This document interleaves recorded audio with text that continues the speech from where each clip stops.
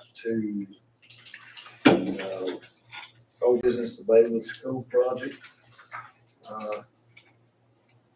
I don't have to make a motion. No, we got something else, I think. I think I heard we need to, we'll make a motion with Baywood School project to executive session.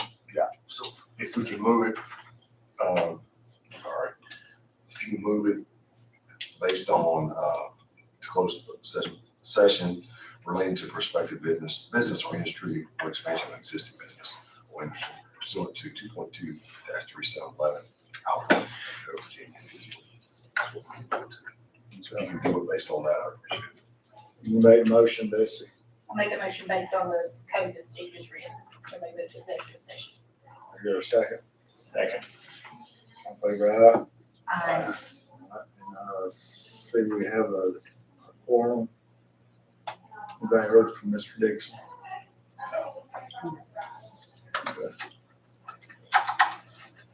All right, next to be approval of minutes. If everybody's had a chance to look at the minutes, if there's any corrections. We'll make a motion approved. Was the packet sent out? I did not receive the packet. I didn't get it. I have not had time to look at the minutes. So, I'm sorry. Does Linda normally email us out? Yes. Oh, okay. Yeah. The only thing I can think is Linda has been on vacation, for the last week, but I just assumed she emailed it out, so you. I asked Linda, I sent her a text and she said she was on vacation and she had sent them out at the end of last week, but I didn't. Oh, you didn't get it? I didn't. No, I don't think any of us did. You want to take a few minutes to review that? Sure. If we could, Yeah, of course. it won't take me too long. Take your time.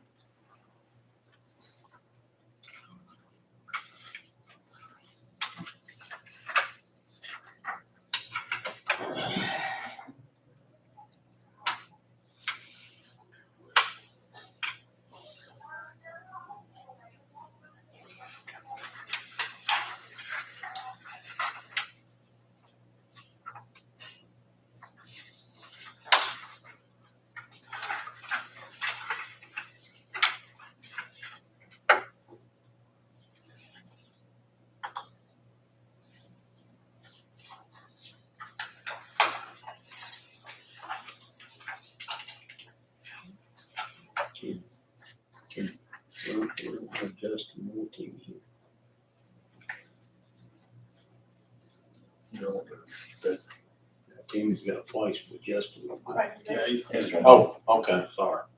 Didn't see, but, well, we got two, but we still got one.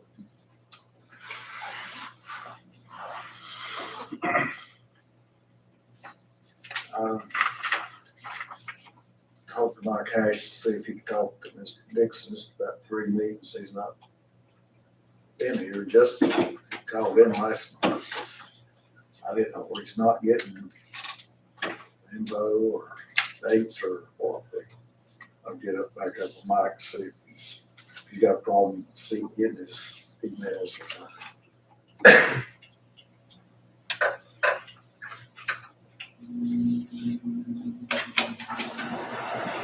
A motion to accept the minutes as presented. Motion, there a second. I'll second. In favor, aye? I, Okay, financial report. Okay, the only, changes to the financial report from last month has been the payment from O'Call and Grayson Millworks. Our current balance is $577,694.46. Last month, we had talked about unencumbering the remaining balance of the farm relief. I went back and looked, and I may have gotten a little ahead of myself because I unencumbered the money after the final due date of the, of round 2 in May. So I guess I didn't wait for the board to unencumber it. After I felt like it was over, I unencumbered it. So in the future, I'll make sure and wait until the board do that. Time is pretty well up. Yes. those two didn't come through in the one day they had remaining or whatever. There was only one left and they did not. Mhm.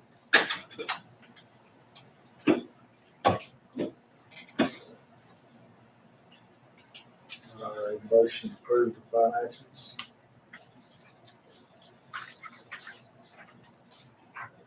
Somebody- Wait a second. I second.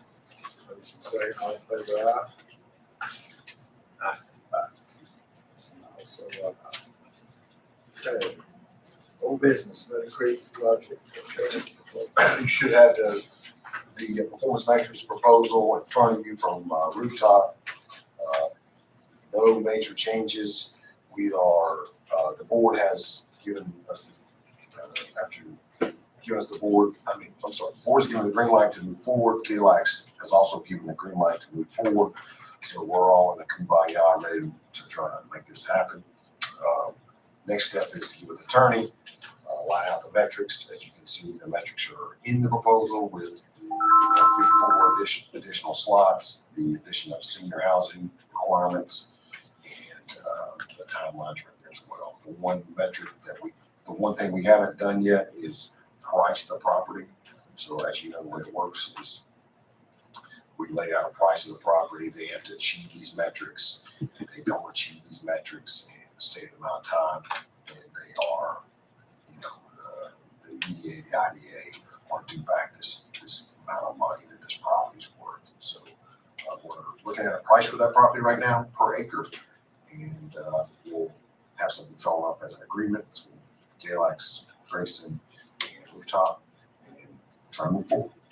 Any questions about this project? Is that on the whole property? Mhm. Now, we certainly can carve out pieces. If there's any, want to have a discussion about carving out pieces of this, we can do that.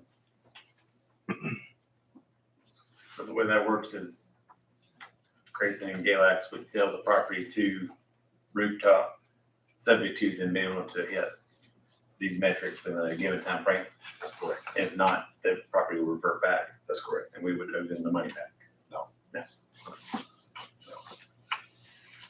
The way it worked is we would give them effectively ownership of that property Mhm. based on hitting these parameters over a certain period of time. If they fail to do that, then that property reverts back to control of the IDA, the EDA. So they lose their investment. That's correct. I wasn't aware they wanted the whole property. Well, they didn't state it out, but I think How big is the property? 19 and a half acres. Total, what was kind of that?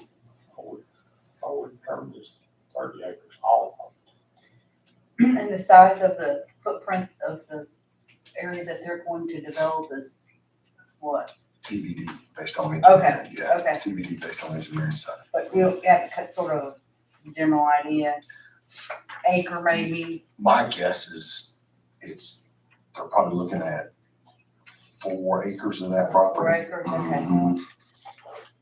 So, What I showed them years ago was the upper side, yeah, and that's because all that road up there is gonna take some water too. yeah, it is. And will Grayson have to help put the bill to get the water and sewer across there? I think that depends on how the grant process works. Yeah, great. We haven't committed to any, right? Isn't it still on the city limits? It is, but all We one all is on joint the thing. side. That's city and county. Yeah. Or part of the Parts of county. the county. And, I would think the city would get the water. Oh, no. You think they're gonna develop that to get water to all that?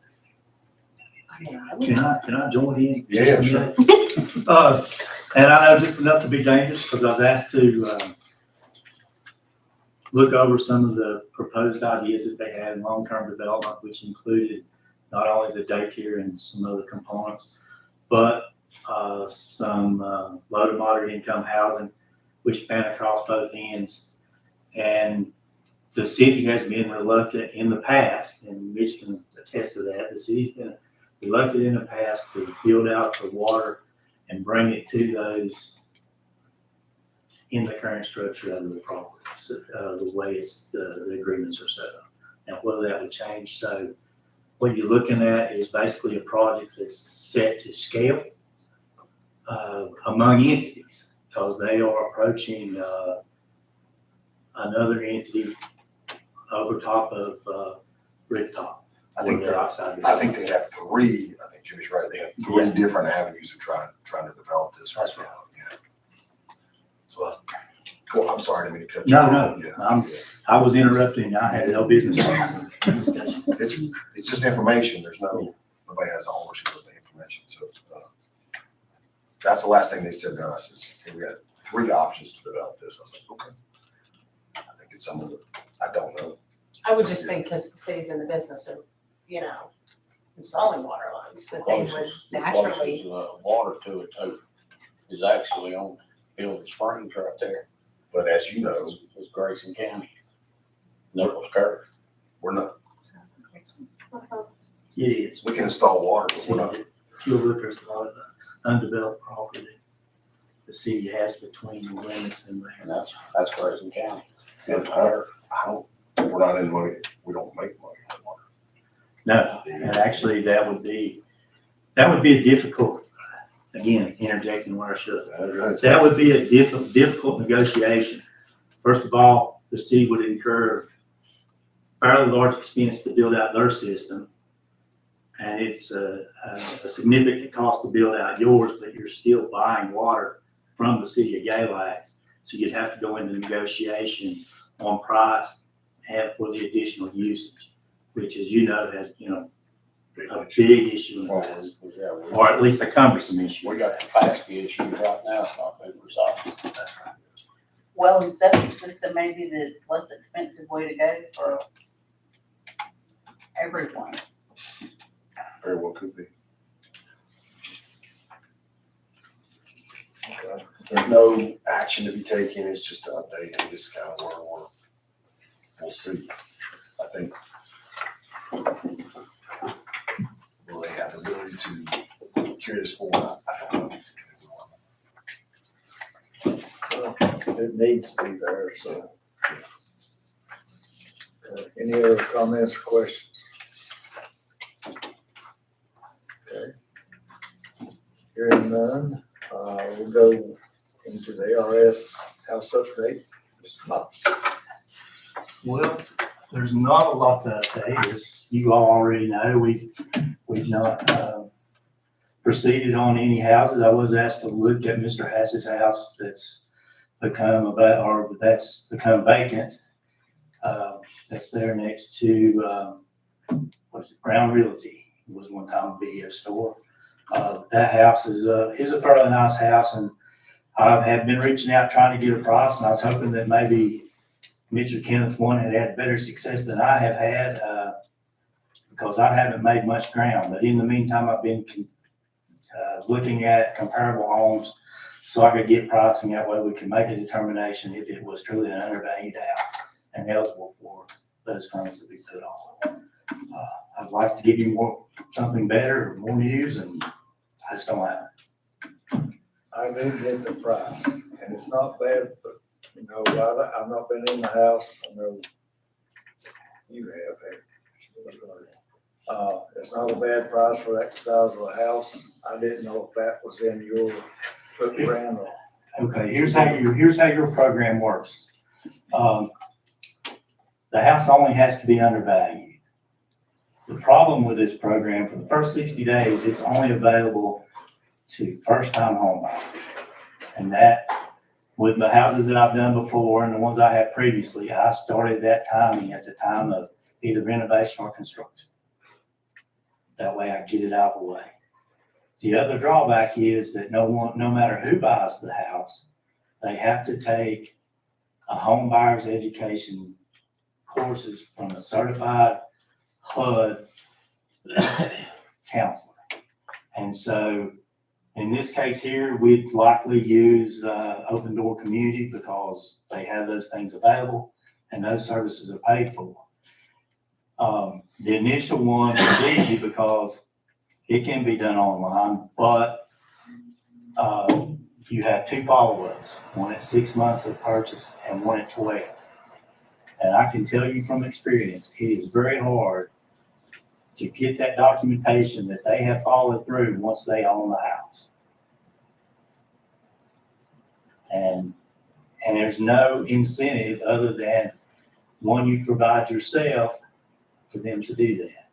You put the house up, you put these funds in it, which are, for the most part, other than some funding that they give you for administration and some legal stuff, is $53,500 are repayable loan funds. So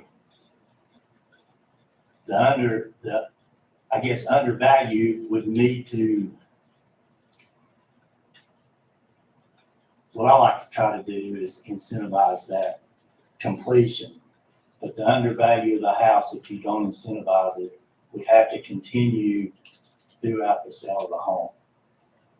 Now, your program is different than what I generally do, because what I'm generally looking at in the other ones that I work through is ensuring that anything that I do, if I'm creating development or acquiring and renovating, if I'm building new, is not to make the house undervalued, because I don't want to drop the property values of any of the homes around. Because if we change that assessment and we sell that house at a lower price, we just affected every neighbor around it. We've also affected for a locality, their tax base. Two things that I try to never do. So what I try to do is make sure my home's sale price is market value, and then I incentivize that sale, or with an incentive, which would be the difference in what you would have and what it would be. So that's a number you would need to come up with to ensure that, first of all, they finish these classes and the requirements, and that I don't affect your market. And I'll give you an example. I got one that's closing be next week. It's closing next week. You had the buyer who is a first-time home buyer. He worked through with Open Door, actually. He worked through their credit repair programs, because he couldn't buy when he first came to me. It's been right about a year. He's now purchasing one of my houses. He received the incentive provided for the house, which is in the IPR program. So he received those funds. He also received down payment assistance from two entities, because he worked with Open Doors. So they got one, and if I'm not mistaken, it was through BHDA or USDA maybe.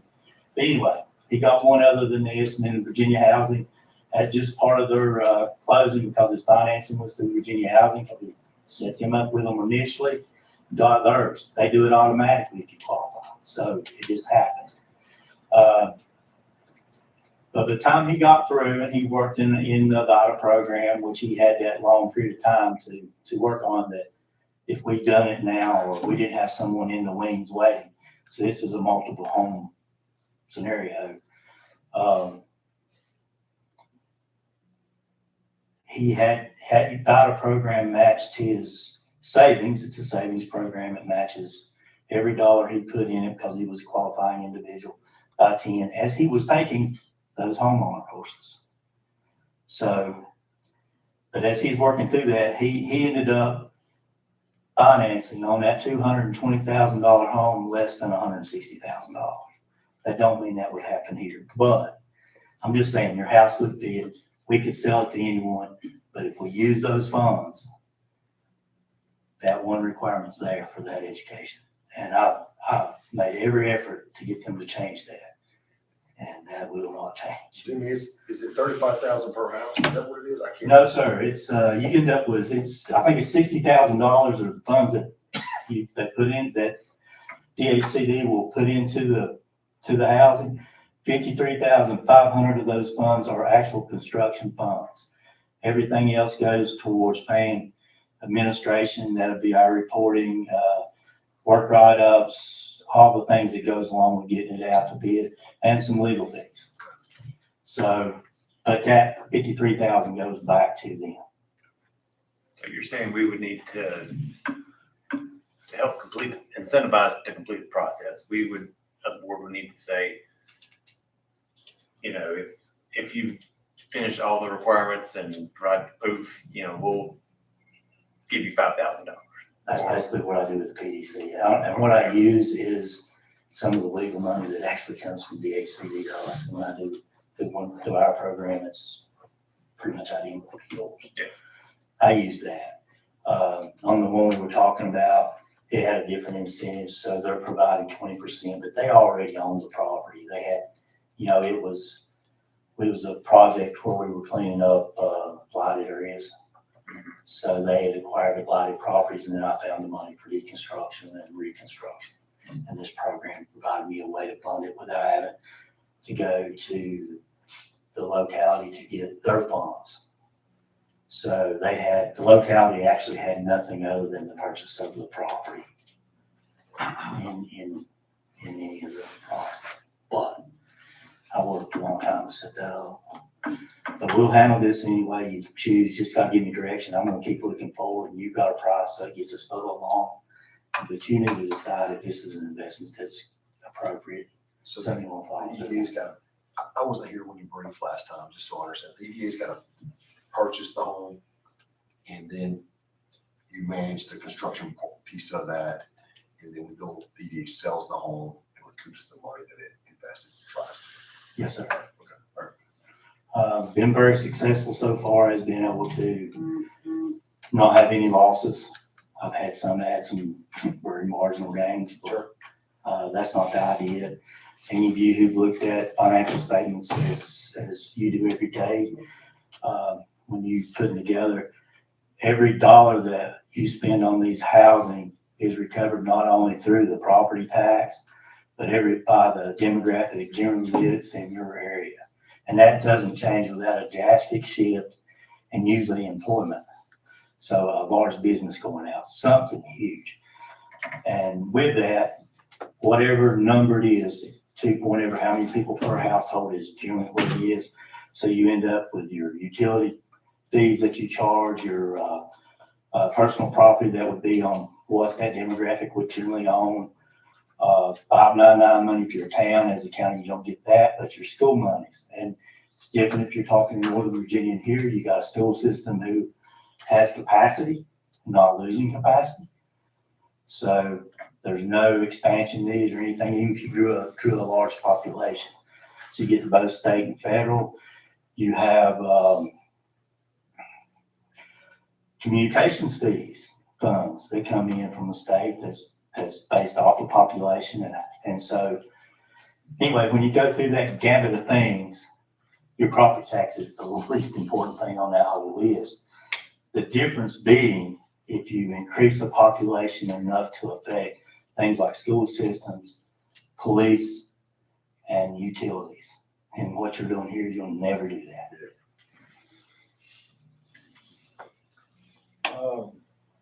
Is there, I don't know if there's a requirement, or what do you look at as far as the square footage of a house for a first time home buyer? The ones I've been putting in here lately, been working on, have been ranged from about 1,400 to just under 16 is where I've been kind of playing, because I like the thoughts of families or the thoughts of someone being able to grow into those homes.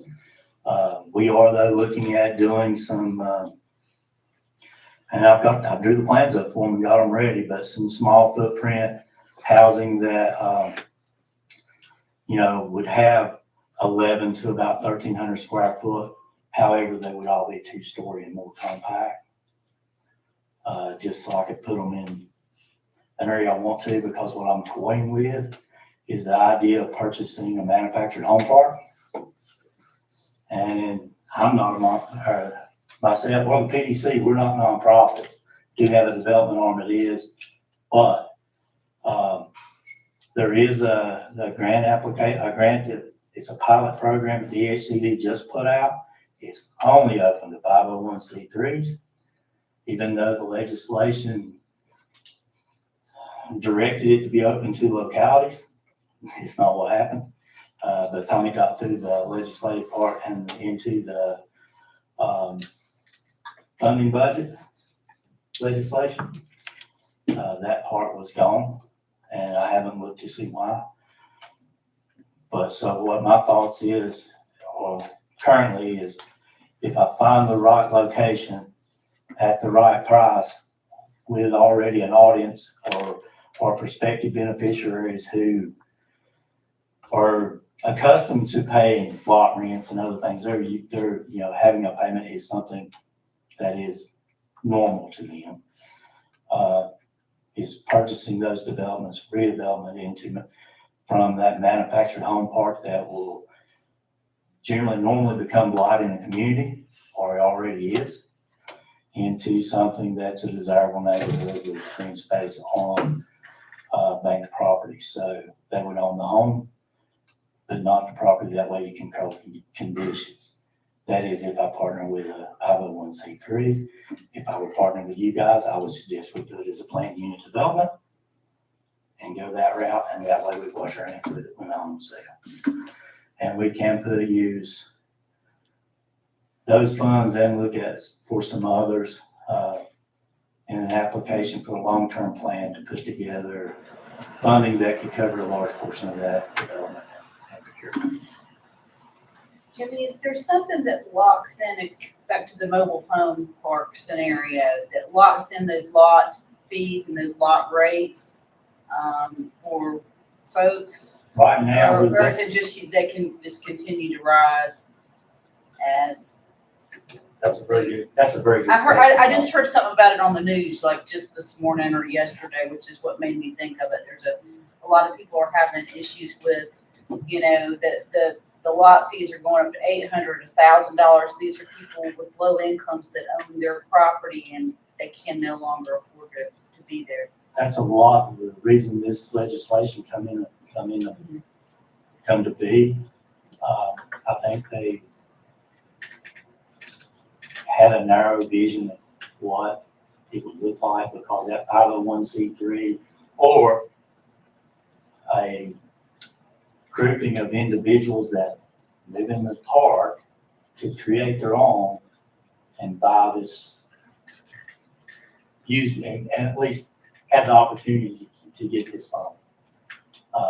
With it being a pilot program, there's very few restrictions on it right now.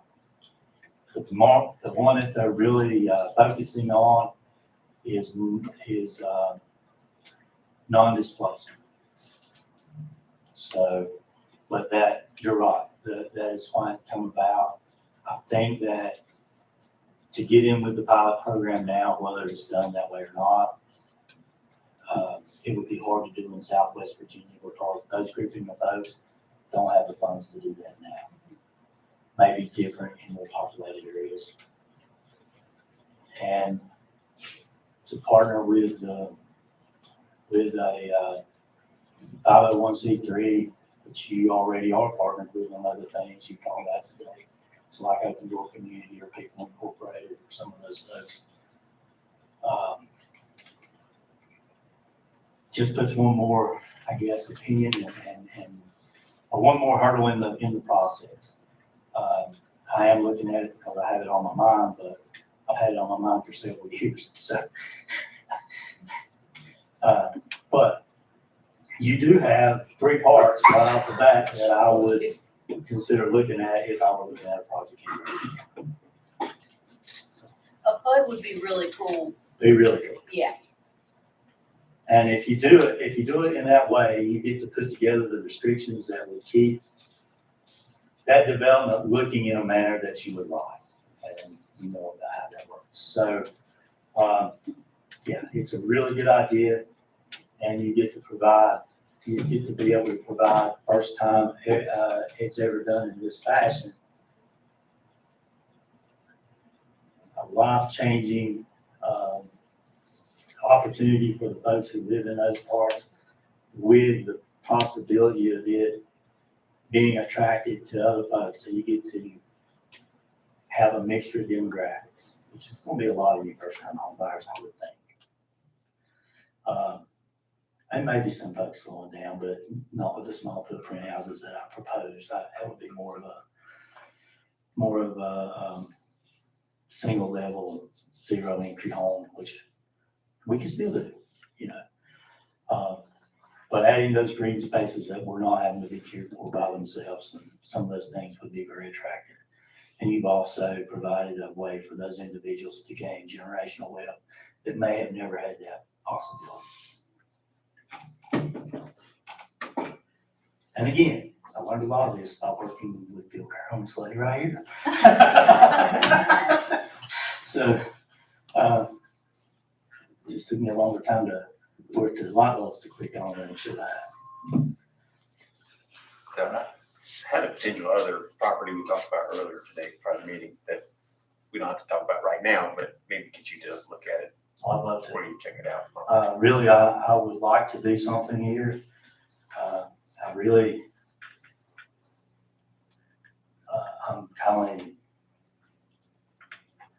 I kind of wish we had more progress. I'd like to be doing something, even if it's nothing more than looking. You know, so if you have properties, and there's a lot of undervalued properties or properties that need attention throughout the county, let's look at them. Also, if you have land that you'd like to develop that you've acquired in any fashion, let's look at that too. And maybe not necessarily with this program, but it can be a part of it. That infill development I'm doing to utilize some ARS funds to basically, it was gap funding that I needed to put in place. But some of it is new construction. Some of it's not, but it helps to promote and push those developments further. And then I'm also have been fortunate enough to work with two large developments. I got a 328 unit development getting ready to start in Washington County, just outside of Bristol, through the Workforce Incentive Program, which is a program now out by Virginia Housing. It's based off of employment in a locality. So job announcements that are, you know, that have been announced, that come through the governor's announcements and listed. We can put out some others, but they're easy to find. So the reason I'm not going into depth where all we can put out, they're easy to find. You have them here. And if the housing is a concern, which it is here in Southwest Virginia, we can put it in. And the PDC has been fortunate enough for our applications to have been funded at a higher rate than any place else in the state of Virginia.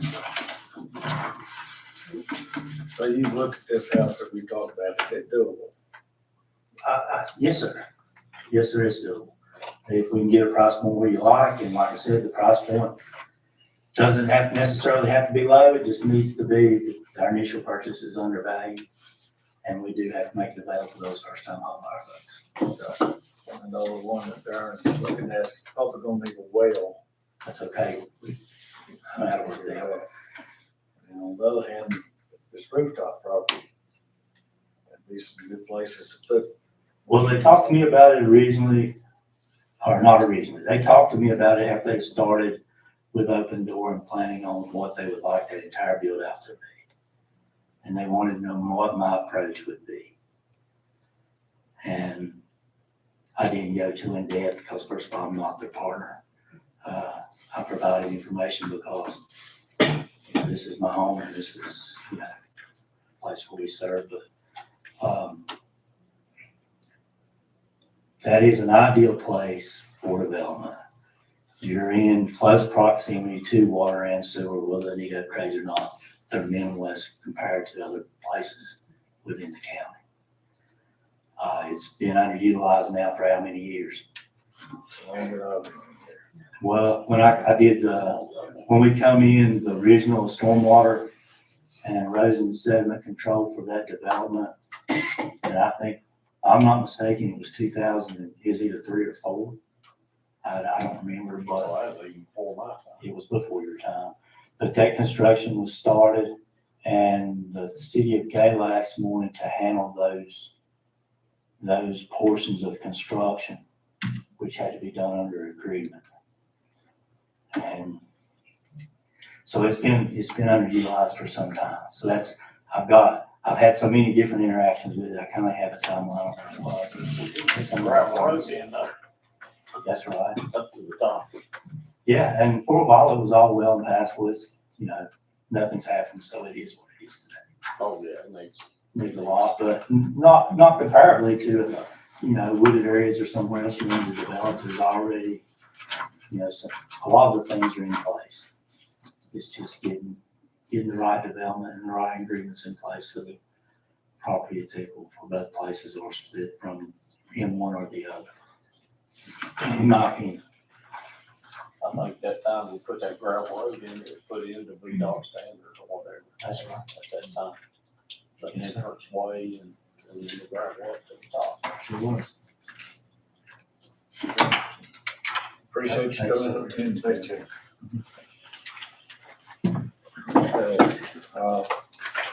Guess when we go from here, Valley, might get do a contract.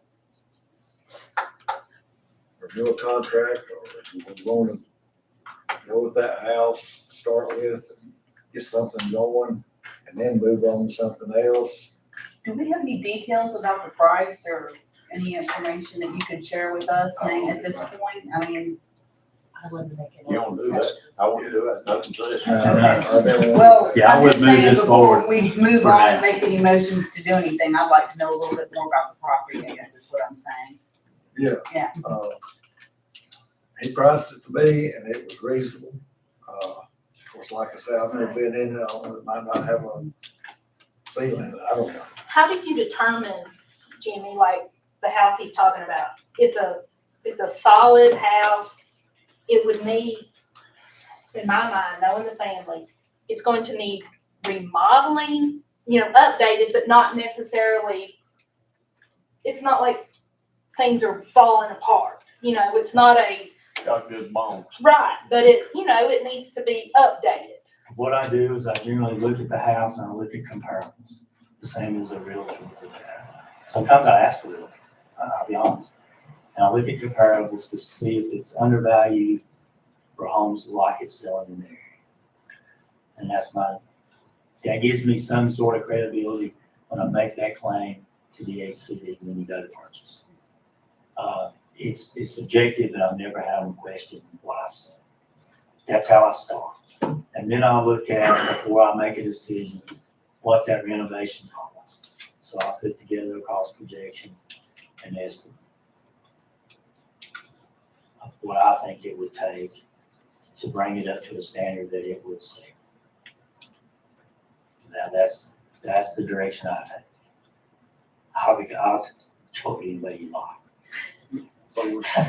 So we're going into closed session anyway. Do we just need to add this closed session where there could be open conversation about what you know, that the EDA members can know and invite Mr. Moss into the closed session for that part of it, just to see if there's consensus, you can't vote, but there's a consensus before we go. If that's not a direction that's desirable, how about you just after your closed session, you provide me with the price you have. I'll evaluate the house and get back to you before your next meeting. You'll have a direction. Okay. That price might have changed since then. Well, if you get many asking, then you do. Okay. We appreciate you coming, taking us some information. We need to have a motion to move that addition to closed session.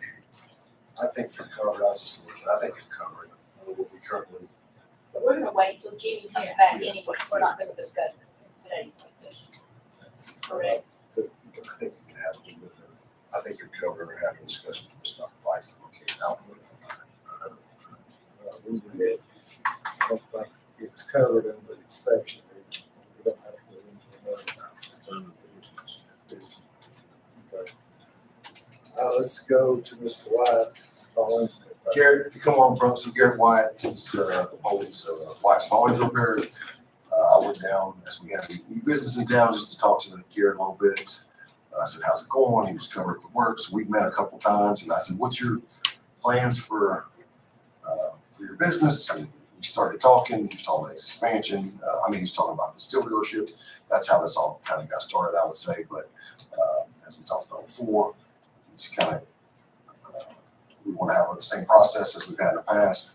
He's talked about Garrett got out of the Marine Corps 6 months ago or something like that. About a year and a half. Oh, I wasn't. Time's going by. I said, what days are, I'm like a retired guy. Everybody says, what days? I go, I don't know. It's like Wednesday, I think, or something. So, anyway, so we just have been talking and all the questions you had. I think Garrett's, you can talk a little bit about what you've been doing, what you've seen as far as activity, and what your thoughts are on this authorized dealership. I think would be good for the board. Yeah, well, good afternoon, everybody, first of all. I met with the steel dealer. I've been in talks with him for about the past year, the distributor. And he's the same guy who got Larry started whenever he started back in the early 2000s selling steel. So he knows the area pretty well. And he said it'd be a perfect spot for one. He thinks even, with Scott's over, and there's a few in Galax now, but if we did have one here, it'd be the only one. In the county, right in the center of it, lots of traffic. Yeah, and It looks like the roof's going back on the building. the roof got put back on today. The trusses are in place and they got it closed in today. So we're looking at about 2 weeks to hopefully be open back up completely on that as far as electrical and everything. And the steel dealership is good. They've been all the ones in Galax. You're not too close. Everything's good. He didn't see any problem with it, and he gave me, he typed up a suggested order list of what my first order would be. And that include like the signs and the displays.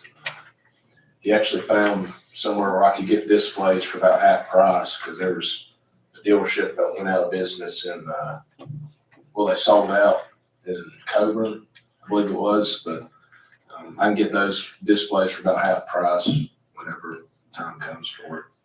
How long have you been open at this point? I've had my business open for a year and a half. I've been at the location I'm at for right at a year. So, and I've got one full-time employee. He's been there for about a month and a half. So at your current location, how is in that year, I guess, how's business gone or grown? 18,000. That was half the year working for my parents' garage, and they moved into that building. And this year, from January to the end of July, approximately 47,000 or something. So we've been growing a little bit. So you're wanting the 35,000, that's what it costs to buy the steel. Correct. That is to cover everything, all non-serialized equipment. Non-serialized, like the signs, the displays, like chainsaw chains, oil, stuff like that, and parts for steel equipment. And then I have a separate account. It's a Wells Fargo floor plan account that will cover all the chainsaws and weed eaters and stuff like that. They just won't cover the non-serialized part of it. So if that makes sense. Basically supply inventory. Yep. And you're wanting a loan, correct? Correct. Do we have anything to collateralize the loan? Is there, so if you go out of business Right. tomorrow, what happens how does the county recoup what the loan?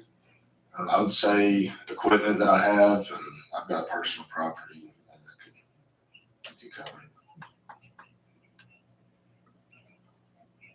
What, no, Steve, you might have told us last time, but what term were you looking for as far as how long you want to put it out for?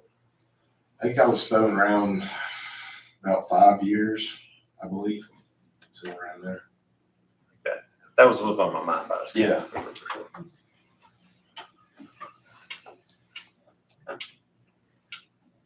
a low interest loan for 5 years. 1.5%. How much? 1.5 is what's on this. Is it something we need to do today? Well, I think I don't know, when are you thinking you would like to have this done? Well, as soon as I get it done, I'm gonna go and pick up the displays and start ordering my stuff and getting it moved in. Like I said, my shop, we won't be completely reopened, for probably 2 weeks. And I think that's pretty generous. A week and a half at the earliest, maybe 2 weeks, we should have it done. So, So you got like, steel's ready, as soon as you Yep. get the money, you're ready to have chainsaws plus this sitting down there ready to go. And I don't know the exact time frame of how long it would take to get all my stuff in and set up, but as soon as I get it, I'll be working on it right then, and having the displays and signs installed. So. Have you looked up the contract? We'll put a proposed contract in, if we gave everybody a copy, we can have discussions on the contract. So based on what you guys want to do. As far as now or by next meeting or? Well, I think he's ready, so whenever the board's ready, I'm ready to discuss wherever you want. I think that we've already discussed it last meeting some, and then obviously Kim presented, so I appreciate that. I think we could probably go ahead and make a decision if everybody's up for that.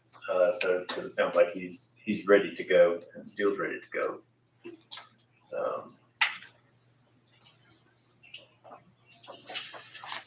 Put that into a motion. She's looking at the proposed, I guess my concern is that there is some sort of recourse if the loan is defaulted on. Is there anything in here? I've got one right here. It's in C. It's in C. Yeah. One more page. Assigns a security interest in any and all assets comprising the repair shop, including the improvements and any and all assets to be affixed to, installed, or located within the repair shop as collateral. So basically just whatever inventory is in there. but it Is that what's right? wouldn't be the Steele inventory because Wells Fargo would probably have Right. Correct. It'd be any associated tools, all other assets that he had associated with that. Small injury.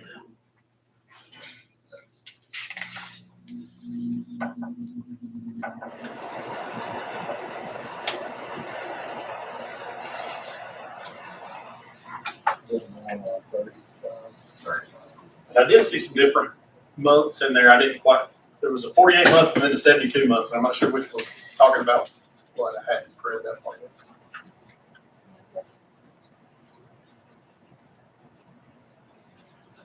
It refers to upon the company's satisfaction of each and every obligation of the company contained in the agreement and its successful completion of 48 months of operation.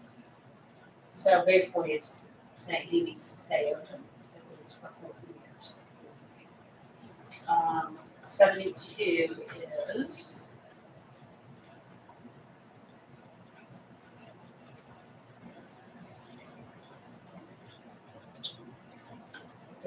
the repair shop shall be operated continuously by the company for a term of no less than 72 months.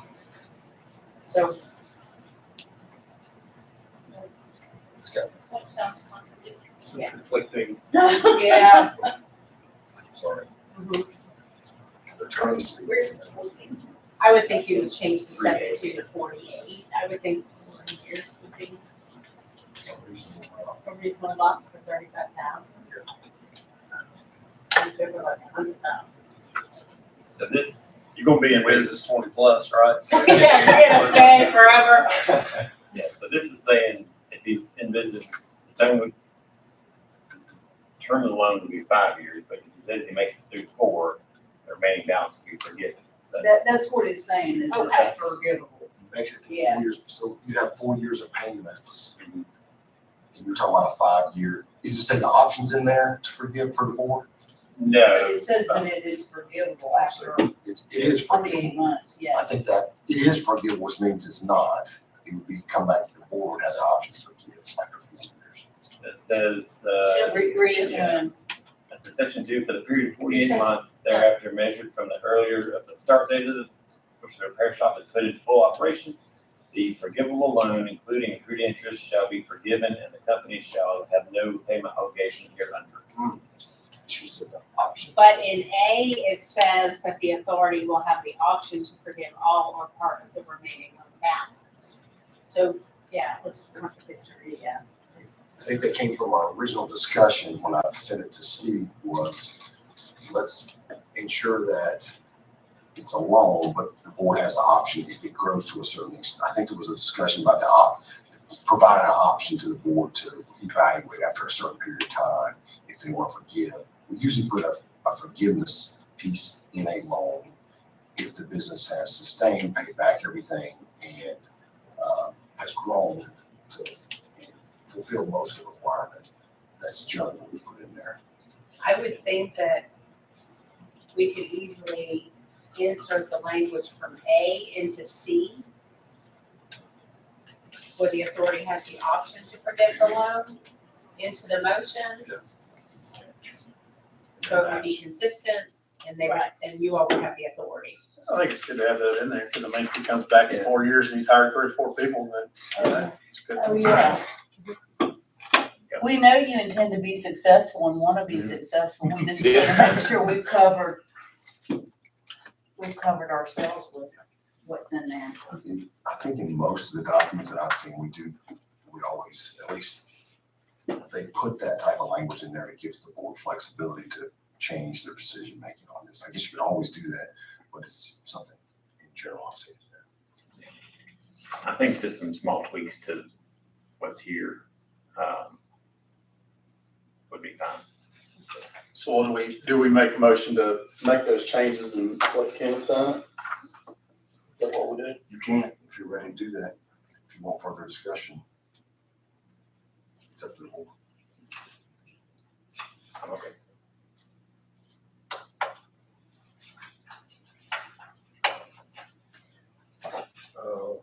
Let me get the motion.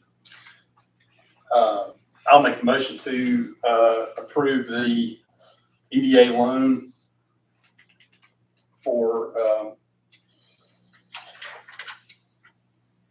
Wyatt small engine repair for $35,000 with interest rate of 1.5%. Updating the terms for the forgiveness as indicated by the board, and give the chair the option to sign once the contract's completed On the 5-year term. On a 5-year on a term. 5-year term. Okay. There's a second. Second. Motion second. You have comments? Seeing none, all in favor, aye. Also aye. Thank you. Yeah, we'll, get this updated and then I'll get back to you. Give me that till next week. I'm covered up tonight. All right, so, next week. Appreciate it. Thank you very much. Thanks, sir. Okay, EDA member time. Nobody said about that. Did you talk about anything? Public comment, speech?